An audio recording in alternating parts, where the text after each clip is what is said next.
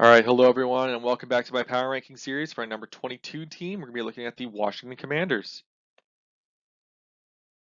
All right, O-line here, very good. I like Leno and Cosme a lot as your tackles. I think they both give good play now. I mean, that's Leno's side, good play for the future. Cosme, they kind of had to let Scherf go, which does hurt, but they got some other older guards that can fill in Norville and Turner. I think they still serviceable play at this stage of their career.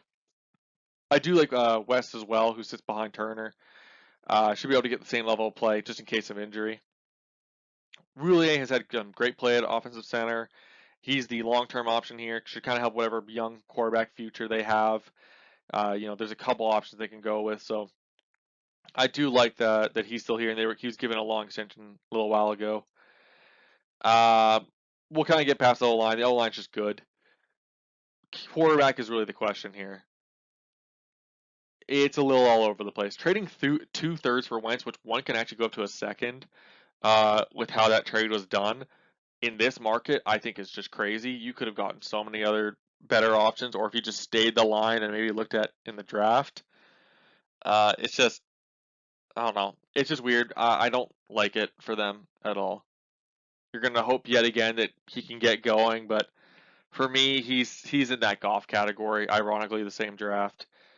Kind of just probably gonna reach that journeyman quarterback part of his career sooner rather than later.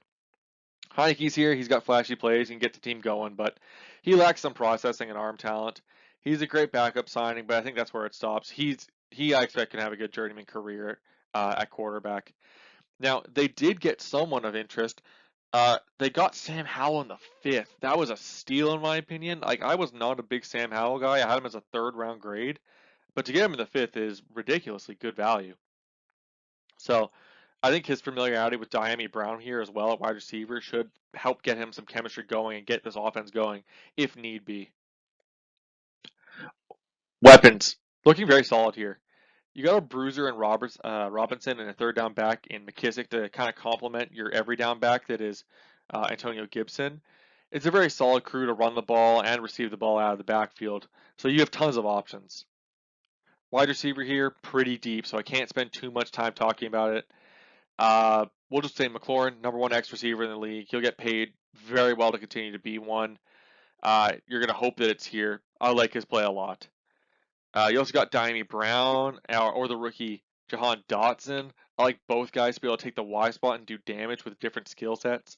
Dotson as well can also take snaps in the slot. Um, with use these two slot sets with Samuel, or if Samuel is needing a break or unavailable, you can always just slide Dotson in there, get Brown on the Y. I love the versatility that this wide receiver core has and the talent here. Logan Thomas is here as a tight end. He's all right in the role he has, but I don't think he offers much outside of it. He's more of a floor player than a high end player. Either way, it's a solid crew to build around for the future. I expect a lot of passing yards. Okay, a little bit different display here. I really like a lot of the players in this group, but most individually, I'm just not comfortable or ready to classify with my star rating yet, although they are close. Collectively, however, I think this is a star front seven. Holcomb offers a very solid base level of play, and he plays smart. He plays like a linebacker that will play, 10, 11 years in the league, and he'll just always give you good play. So I really like him a lot here. Jamin Davis, former first round pick, I was on that train early as well. I really liked his play out of Kentucky. He has shown moments that really just flash great linebacker play in college. So I'll be watching him closely over the next couple seasons to see if he reaches it here.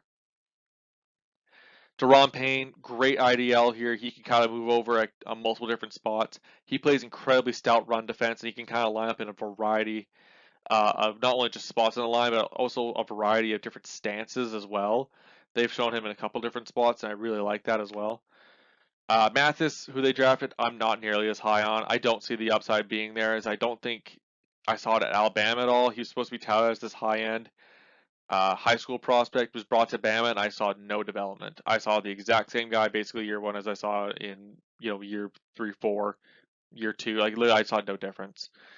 So I expect he'll be okay versus the run. He'll play his role, but I don't expect high end ability here. Allen here is the real big prize. I love Jonathan Allen. High-end athletic ability with sharp mental play and strong pass rushing moves. This is what it looks like when an IDL puts all the pieces together. He's the one here who really deserves the star all on his own. Sweat and Young, they're close to getting a star. It's just I'm not quite here. That I need to see a little more. They have amazing athletic ability and they come from great schools where they played great against great talent. It just needs to be put all together here. I think Sweat in particular is very close. He's already shown that he could be a great run defender at edge, and the pass rushing stuff is really starting to get together now. So this is where things get exciting.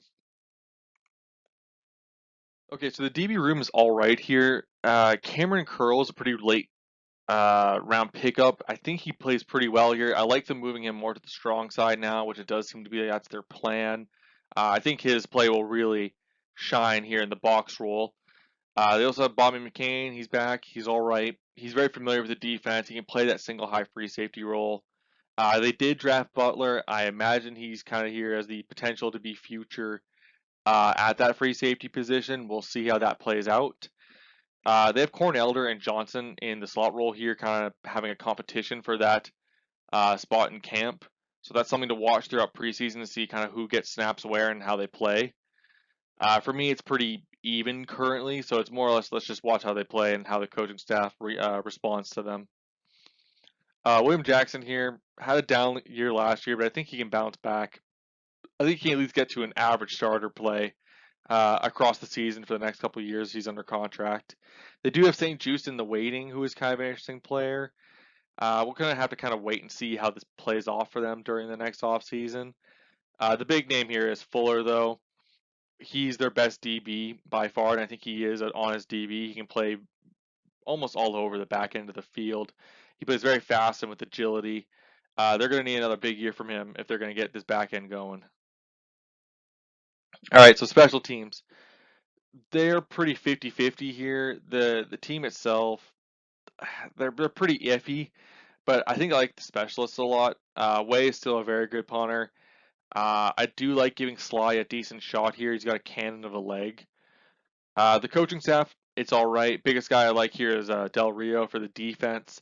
I think he can kind of get them going and reach their potential with all that talent there. All those guys, I'm like on the edge of getting to that star rating. So we're hopefully going to see Del Rio kind of push them this year. Rivera's the head coach. He's a really good culture guy. I do worry that the team may be looking to move on for a different guy with maybe a new quarterback coming in or even with a new ownership, depending on how that situation plays out. His job could be in jeopardy depending on this offseason and the season plays out. He may have very little control over it, but I can also see the complete opposite happening with so many changes at other spots happening. He may be okay for another year. It's weird how that top end of this organization is operating. So collectively, this team has good pieces, but I just can't seem to talk about them for very long, just due to I feel like I'm reiterating the same thing that this team had last year. It's like this team on paper should be extraordinarily good.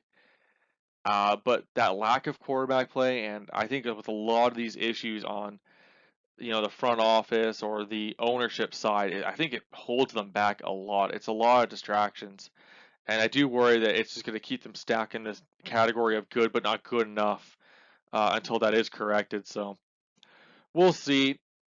Hope you enjoyed the video, and I will talk to you all next time. Later.